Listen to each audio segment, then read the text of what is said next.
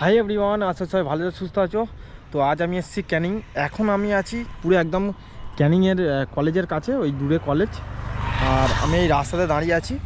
আমি বাড়ি থেকে বেরিয়েছিলাম 9:30, আর এখন বাজে 10টা, 10:30 মতো বাজে। 1 ঘন্টা হয়ে গেছে আমি এখানে এসেছি। তো আজ আমি যাব ক্যানিং ব্রিজের নিচটাতে, চারিদিকে ঘুরবো একটু। তো জায়গাটা খুবই ভালো।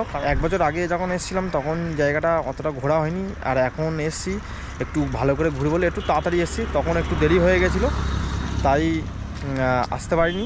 তো এখন আমি পুরো একদম ক্যানিংয়ের কাছেই চলে এসেছি, হাফ পজিশানে চলে এসেছি, আর হাফ যেতে হবে। তো আমি এই সাইকেল নিয়ে চলে এসেছি, আর এখনও হাফ পজিশান মতো বাকি আছে। টোটাল হচ্ছে 30 কিলোমিটার। তো আমি সাইকেল চালিয়ে চলে এলাম, আর আজ মোটামুটি সাইকেলটা রাইড করব। তো ভিডিওটা যদি ভালো লাগে লাইক করো, চ্যানেল সাবস্ক্রাইব করো, আমার পাশে থেকো। তো চলো ভিডিওটা শুরু করা যাক। তো এই হচ্ছে কলেজটা, আর ক্যানিংয়ের সবথেকে বড় কলেজ এটা। আর এখানকার মধ্যে দেখো, আর এখানে আর জায়গাটা দেখো, পুরো একদম যে সমুদ্র পাড়ে যেমন এলাকাটা থাকে তেমনই এলাকা। আর ধান চাষ হয়েছে, আর এখন তো এদিকটা হচ্ছে মিষ্টি জল, তার কারণে এখন ধান চাষ করেছে। আর আরেকটুখানি যখন যাব ওদিকে নোনা জল এসে যাবে। তো ওদিকে জল, আমি আগের বছর আমি যখন গিয়েছিলাম তখন জায়গাটা খুবই সুন্দর জায়গা ছিল। আর এদিকের এলাকাগুলো দেখো, দেখলেই বুঝতে পারবে কেমন অন্যরকম টাইপের। যেমন গ্রামের দিকে থাকে তেমনই, কিন্তু একটু অন্যরকম চারিদিকের পুরো এলাকাটা। তো এখন আমি রামধারী বিচ পাস করছি, আর এখন আরও যেতে হবে।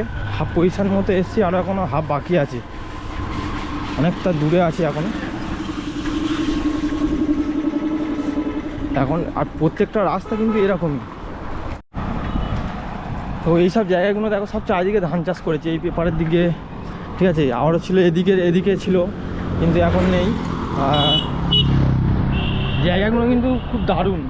আমি যখন আগের বাড়ি এসেছিলাম জায়গাটা খুবই সুন্দর ছিল, তাই আরেকবার এলাম।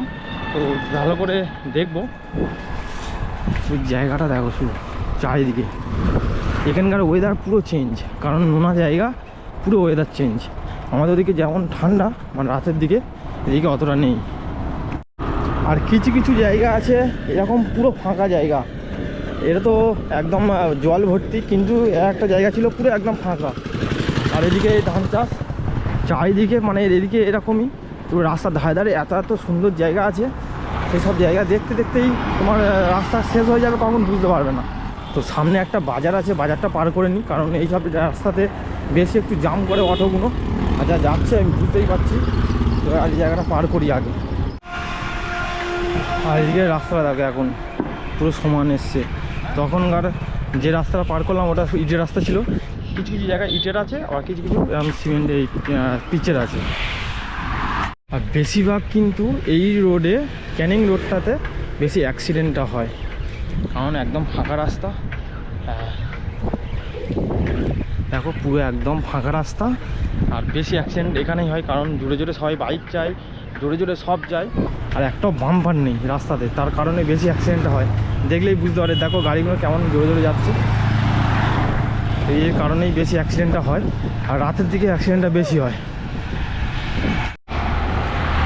আর এই রকম পুরো সমান রাস্তা, একটাও বাম্পার নেই, তার কারণে। আর বাম্পারগুলো এমন জায়গায় দিয়েছে যেসব জায়গাতে মানে গ্যাঞ্জাম বেশি, সেই সব জায়গাতেই দিয়েছে, যেখানে ধরো বাজার, স্কুল, ওই সব জায়গাতে দিয়েছে। আর এই বাদবাকি রাস্তাটাই পুরো একদম একটাও বাম্পার নেই, পুরো একদম খালি সমান রাস্তা পুরো।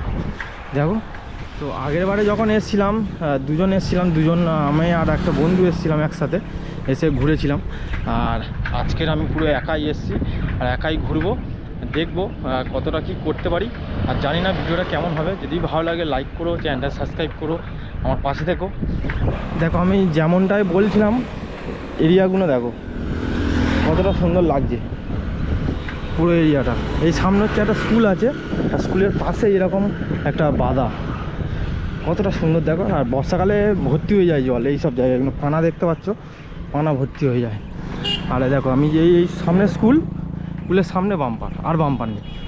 এইরকম এতটা লং লং বাম্পার যদি হয়, তো অ্যাক্সিডেন্টটা তো বেশিই হবে। পার করি বাম্পারটা।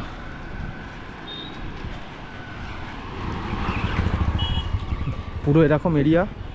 আর এতটাই সুন্দর জায়গা, তো একটা জায়গা এতটাই সুন্দর যে ভালো লাগবে, ঘুরতে ভালো লাগবে। ক্যানিংয়ের দিকে তো সবাই আসে, ক্যানিং সুন্দরবনের দিকেও যায়।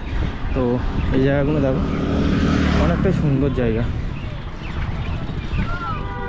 তো এদিকে একটা মন্দির দেখো, ওই দূরে মন্দিরটা খুব সুন্দর করেছে। মন্দিরটা যেমন ওই পুরীর মন্দিরের যেমন ওই ওপরের যে কাটিংটা আছে ওই সামনেই ওরম করেছে, বেশ দারুণ।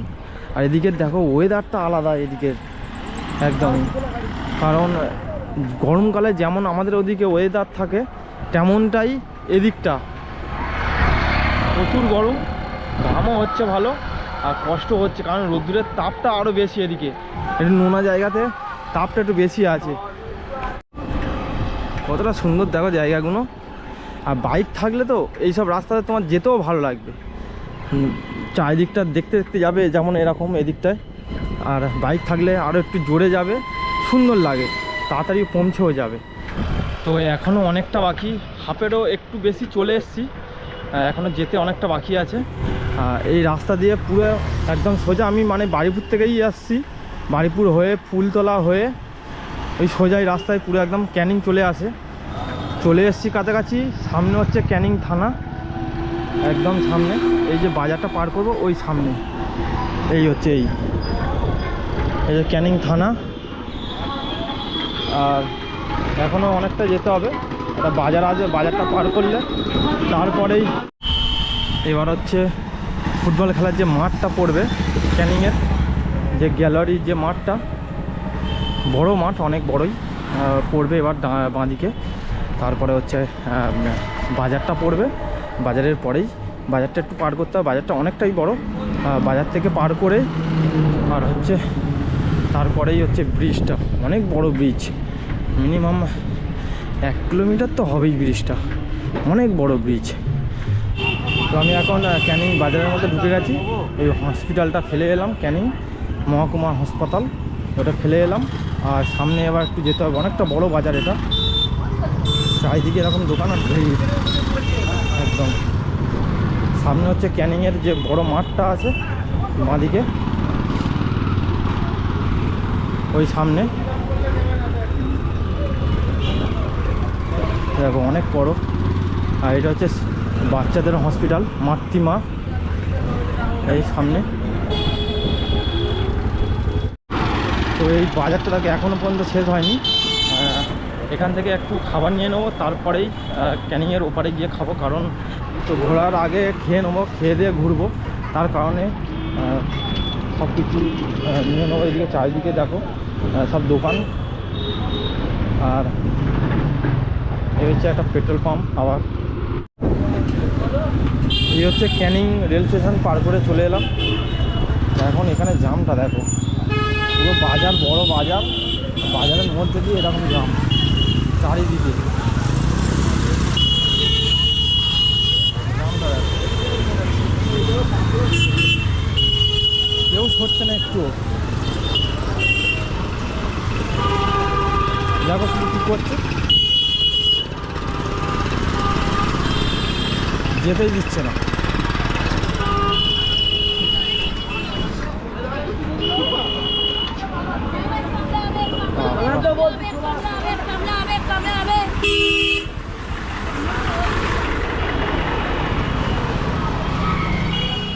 পুরো ফাঁকা করে চলে এলাম, আর ফাঁকা জায়গা থেকে শুরু করছি আবার।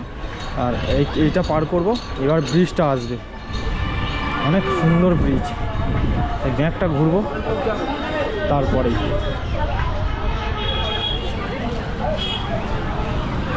খুব সুন্দর জায়গা কিন্তু এটা, বাইক নিয়ে আসলে একটু তাড়াতাড়ি হবে, সময়টা একটু কম যাবে, খুব সুন্দর লাগবে বাইকে করে ঘুরতে।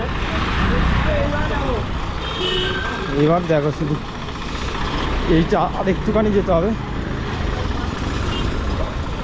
এখানে একটা কি হচ্ছে তার কারণে রাস্তার মধ্যে মাটি ফেলে কি করেছে দেখো, এই সাইডটায় কি একটা হচ্ছে। তো এই সাইডে মানে নদীর জল এখানে চলে আসে, দেখছি যে একদম ভাটা পড়ে গেছে, জল শুকিয়ে গেছে একদমই এই ভিতরটাতে। আর এই সামনে এই ব্যাগটা ঘুরবো, সামনেই হচ্ছে তোমার ব্রিজটা পড়বে। একদমই এখন ভাঁটা পড়ে গেছে দেখছি, মানে ভাঁটা পড়ছে হয়তো, সাইডগুলো আগে মানে বোঝা যায়। আর ওই সামনে হচ্ছে ব্রিজটা, প্রচুর বড় ব্রিজ। এখানে সরস্বতী পুজোর সময় এত ভিড় হয়, লোকেরা সবাই এসে বাইক নিয়ে এসে সব গার্লফ্রেন্ডরা সব এসে এখানে ছবি তোলে। এত ভিড় থাকে মানে বলার মতো নয়, দাঁড়ানোর জায়গা থাকে না। এই যে এরকম দুপুরবেলার টাইমে সরস্বতী পুজোর সময়। আর আজকে তো ভ্যালেন্টাইন ডে, জানি না এখানে কেমন ভিড় থাকবে, তো চলো তাও দেখাই তোমাদের। সামনে চলে এসছে ওই ব্রিজ, ওই দেখা যাচ্ছে, দেখি চলো কেমন দেখা যায়। খুব সুন্দর কিন্তু জায়গাটা, উপর দিয়ে ভিউটা এতটাই সুন্দর দেখা যায় যে বলার মতো নয়, খুব সুন্দর জায়গা। তো দেখো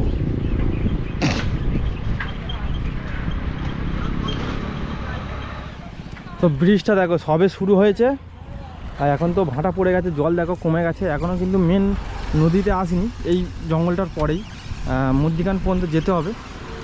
আজকের একদমই খালি আছে দেখতে পাচ্ছি, বা ওপারের দিকে গেলে দেখতে পাবো যে একটু ভিড় হয়তো হতে পারে, কিন্তু আজকের দেখো